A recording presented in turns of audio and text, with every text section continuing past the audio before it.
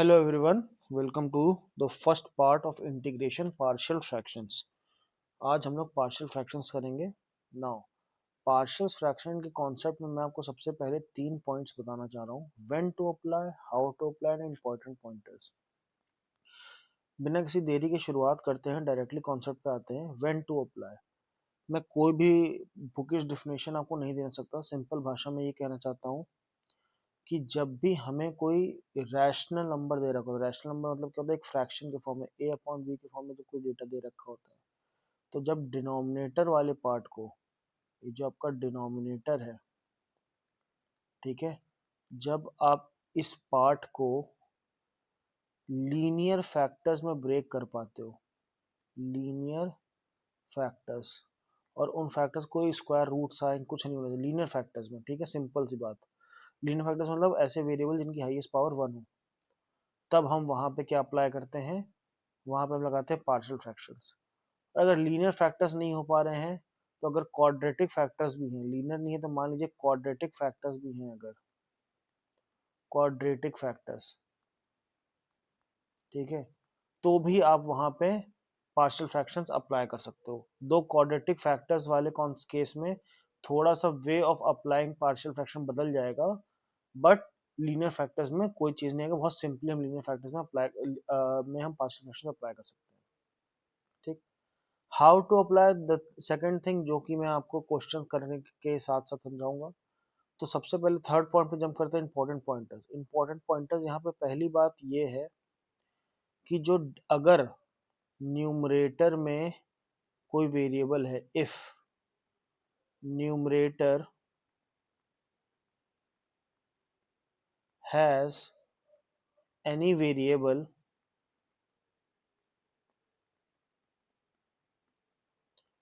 then its degree must be less than the variable in denominator. Denominator में जैसे for example अगर मान लीजिए न्यूमरेटर में एक्स स्क्वायर लिखा है, तो डिनोमिनेटर कम से कम आपका एक्स क्यूब के फॉर्म में होना चाहिए. एक्स क्यूब से बड़ा होना चाहिए. अगर न्यूमरेटर और डिनोमिनेटर की डिग्री, जैसे for example x square upon x square हो गया, तो इस सिनेरियो में जैसे एक्स स्क्वायर प्लस 1 लिखा है, x square plus 3 x plus 2 लिखा है, तो अब यहाँ पे हाईएस्ट डिग्री जो है न्यूमरेटर डिनोमिनेटर की सेम हो गई, तो पहले हमें यहाँ पे डिवीजन मेथड से डिवीजन परफॉर्म करना पड़ेगा, उसके बाद ही हम पार्शियल फ्रैक्शन अप्लाई कर सकते हैं. पर यहाँ पे जैसे मान लीजिए एक्स स्क्वायर 1 है, यहाँ पे लिखा हुआ है x cube plus 3x square plus 5x, तो अब इस सिनेरियो में हाईएस्ट डिग्री 3 है, यहाँ हाईएस्ट डिग्री 2 है, तो अब हम यहाँ पे डायरेक्टली पार्शियल फ्रैक्शन अप्लाई कर सकते हैं. ठीक है. सो कोशिश करिएगा पार्शियल फ्रैक्शन जब भी आपको अप्लाई करना हो, आपके पास जो क्वेश्चंस आए उनको हम न्यूमेरिकली लीनियर फैक्टर्स बना पाए. जैसे फॉर एग्जांपल अगर आपको integration of dx upon x minus 3 and x plus 3, ये दो लीनियर फैक्टर्स हैं, डिनोमिनेटर्स में कोई रूट वगैरह कुछ नहीं लगा है, तो पार्शियल फ्रैक्शन सॉल्व करने के लिए हम a upon x minus 3 plus b upon x plus 3 लेकर ए और बी की वैल्यू निकाल के फिर इनको इंडिविजुअली इंटीग्रेट करके हम आंसर निकाल सकते हैं. नाउ यहाँ पे बात ये आती है कि ए बी की वैल्यू निकलेगी कैसे, तो मैं भी आपको क्वेश्चंस कराऊंगा, तो उन क्वेश्चंस में आपको मैं अच्छे से समझा दूंगा कि ए और बी की वैल्यू निकलती कैसे. और सेकेंड इंपॉर्टेंट बात ये है कि यहाँ पे हो सकता है जैसे मैंने ए अपॉन एक्स माइनस 3 है, कोई और कैंडिडेट होगा, कोई और स्टूडेंट होगा, तो हो सकता है ए अपॉन एक्स प्लस 3 रहे, तो उस कारण से उसकी ए और बी की जो वैल्यूज हैं वो डिफरेंट आ जाएंगी, मतलब स्विच हो जाएंगी, लेकिन जो फाइनल आंसर है वो हमेशा सेम ही आएगा, तो उसके लिए परेशान होने की जरूरत नहीं है. एट द एंड चाहे आप ए अपॉन एक्स प्लस 3 लेके सॉल्व करो, चाहे ए अपॉन एक्स माइनस 3 लेके सॉल्व करो, तो आंसर वुड बी सेम. ठीक है. ओके. बस ध्यान ये रखना है कि न्यूमरेटर में गिवन वेरिएबल अगर है एग्जिस्ट करता है, तो वहां पे उसकी पावर कम हो. उसकी पावर ज़्यादा ना हो, मतलब डिनोमिनेटर में पाई जाने वाली पावर से कम होनी चाहिए। ठीक है, एक क्वेश्चन लेते हैं, पहले आसान क्वेश्चन शुरू करते हैं, उसके बाद will be jumping on the tough questions. So let me just take first question, and our first question is, we have to integrate 2x plus 1 upon x plus 1 and x minus 2 dx. Now as you all can see over here right now, यहाँ पे x into x करेंगे तो finally x की highest power या degree 2 हो जाएगी। यहाँ पे x की डिग्री 1 है, तो मतलब yes we can directly convert it into partial fraction. तो अब हम फिलहाल करेंगे कि लेट इंटीग्रेशन का साइन लगेंगे, सिर्फ लिखेंगे 2x plus 1 upon x plus 1 and x minus 2 is equal to a upon, मैंने लिया है x प्लस 1 पहले, हो सकता है कि कोई और बच्चा x माइनस 2 ले ले, तो उस a के नीचे से कोई फर्क नहीं पड़ेगा, बस a b की वैल्यू बदल जाएंगी, फाइनल आंसर सेम आएगा। ठीक, x माइनस 2। ना जब आप यहाँ पे राइट हैंड साइड में क्रॉस मल्टीप्लाई एलसीएम लेते हैं, तो x plus 1 and x minus 2 यहाँ हो जाएगा a times of x minus 2 plus b times of x plus 1, और एलएचएस में आपका हो जाएगा 2x plus 1 upon x plus 1 x minus 2। तो यहाँ पे हमारा डिनोमिनेटर कैंसिल आउट हो जाएगा, तो जो हमारे पास वैल्यू बचेगी वो बचेगी 2x plus 1 is equal to a times of x minus 2 plus b times of x plus 1। अब यहाँ पे हमें करना क्या है, ए बी की वैल्यू निकालनी है। ए बी की वैल्यू निकालने के लिए हमें एक बार कैपिटल ए को जीरो बनाना पड़ेगा, एक बार कैपिटल बी को जीरो बनाना पड़ेगा। कैपिटल ए को जीरो बनाने का तरीका यही है कि बस x की जगह पे 2 रख दो, so that 2 minus 2 zero, zero into a will get zero. Capital b को x जीरो बनाने का तरीका सिंपल सा ये है कि x की जगह माइनस 1 रख दो, तो minus 1 plus 1 zero into B zero, so हमें कैपिटल ए की वैल्यू मिल जाएगी। तो चलिए करते हैं, सबसे पहले हम यहाँ पे लिखेंगे put x is equal to 2। तो इसका मतलब इस पूरी इक्वेशन में जहां जहां x है वहां 2 रख देंगे, तो 2 टू जा 4, 4 प्लस 1 5, एलएचएस हो गया 5, आरएचएस क्या हो जाएगा 2 माइनस 2 रख हो गया तो वो 0। सो ऑटोमेटिकली b की वैल्यू मिल गई 2 plus 1 3, that is 3b। So this implies b की वैल्यू क्या हो गई 5/3। उसी तरह से हम इसमें यहाँ रख देंगे put x is equal to -1। तो 2 into -1 is -2, -2 plus 1 will give us minus का 1 इज इक्वल टू -1 -2 -3, तो -3a। So a will be equal to 1/3। Now हम इसको इक्वेशन नंबर 1 मान लेते हैं, तो इसका मतलब put the values of a and b in 1, we will write put a and b in equation number 1। तो जो हमारा आंसर हो जाएगा वो हो जाएगा 2x plus 1 upon x plus 1 into x minus 2 is equal to 1/3 times of x plus 1 in one bracket plus 5/3 times of x minus 2 in other bracket. क्योंकि हम यहाँ इंटीग्रेट कर रहे हैं dx के रिस्पेक्ट में, तो हम दोनों तरफ dx dx लगा देंगे इंटीग्रेट के साइन के साथ। So once we put that, let's move on with the question. So हमने पढ़ा है, हमने क्या पढ़ा है, हमने पढ़ा है that integration of 1 upon x is basically equal to log x। ठीक है, तो उसी चीज़ को हम यहाँ अप्लाई करेंगे, तो हो जाएगा 1/3 बाहर, लॉग ऑफ x+1, और x का डिफ्रेंशिएशन 1 होता है, इसलिए हम यहाँ पे लिख नहीं रहे हैं। ये क्या हो जाएगा, +5/3 बाहर, log of x-2 plus c।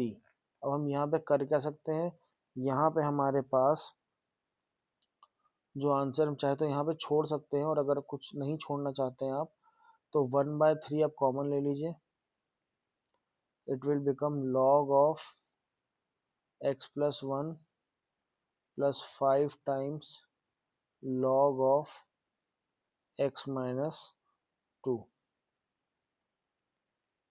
Plus c। ठीक है, और ये हमारा फाइनल आंसर बन जाएगा। ठीक, ये तो हो गया बहुत इजी सा क्वेश्चन। अब चलते हैं नेक्स्ट क्वेश्चन की तरफ, जो थोड़ा सा डिफिकल्ट होगा। ठीक है, देखिए फैक्टर्स बनने के तरीके बहुत डिफरेंट। जैसे मान लेते हैं अगर आपका कोई क्वेश्चन आता है, you have to integrate x² dx upon x² -4x plus 3। अब जैसा कि आपको यहाँ पे दिख रहा है कि यहाँ पे डिनोमिनेटर में जो हाईएस्ट डिग्री है x की वो 2 है, डिनोमिनेटर में हाईएस्ट डिग्री x की 2 है, तो दोनों मैच कर गए। So before going any further, first of all we will dividing this entire what we say numerator from x, denominator is x² -4x plus 3।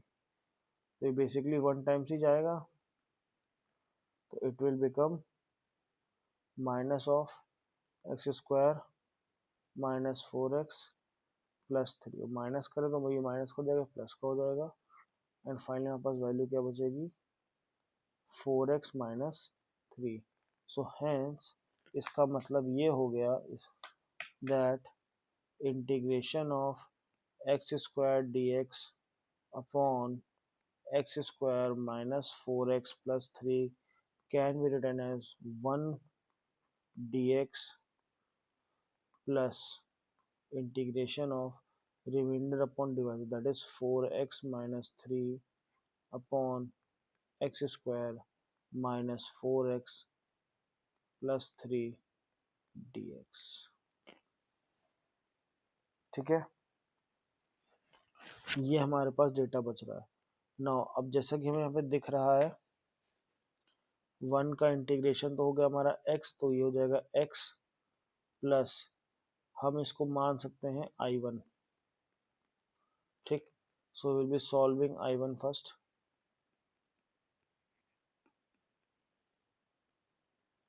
ठीक है, now as we can see it is written 4x - 3 upon x² -4x plus 3, तो it will be 4x - 3 upon, factorise करते हैं 3 कैसे factor, जिनको multiply करने पे 3 है और ऐड करने पे 4, तो that is x² -x -3x plus 3।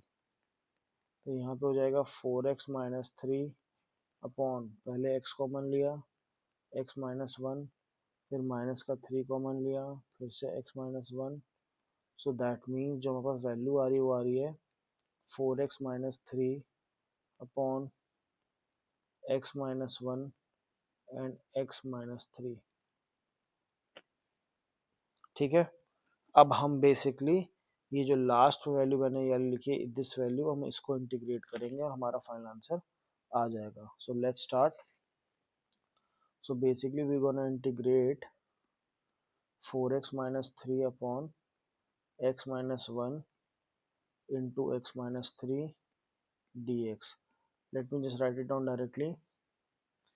It will become integration of a upon x -1 dx plus integration of b upon x -3 dx। So cross multiply करने पर हो जाएगा a times of x -3 plus b times of x minus one, और यहाँ पे value बचेगी आपके पास 4x-3, क्योंकि डिनोमिनेटर से डिनोमिनेटर कैंसिल आउट हो जाएंगे। अब वही कहानी अगेन, अगर हमें b को 0 करना है तो a की जगह 3 रखना पड़ेगा, x की जगह पे put x is equal to 3, sorry a को अगर 0 करना है तो 4 3 ज़ा 12, 12 में 3 गया 9, 3 माइनस 3 0, a 0 हो गया, 3 और 3 माइनस 1 2, तो 2b, तो b की वैल्यू क्या आ गई आपकी 9/2। क्या मैंने क्वेश्चन सही उतारा? x-1 x-3, बहुत बढ़िया। b की वैल्यू आ गई आपकी 9/2। अब रखेंगे put x is equal to 3 हो गया -1, नहीं 1, so this implies 1 minus 1 b 0 हो जाएगा, 4 minus 1 is 3, 4 minus 3 is 1 is equal to -2a, so a will be equal to -1/2। ठीक है, और इसी के साथ हमारा a भी निकल आया है।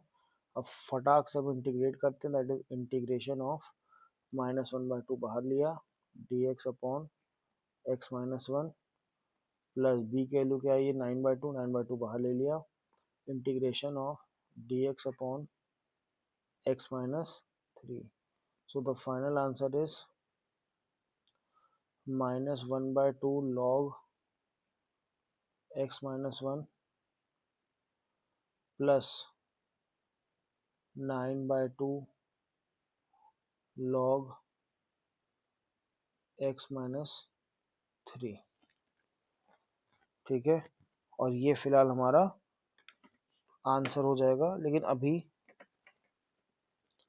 हमें जो आगे काम करना है वो काम ये है, दैट फाइनल आंसर लिखते हैं।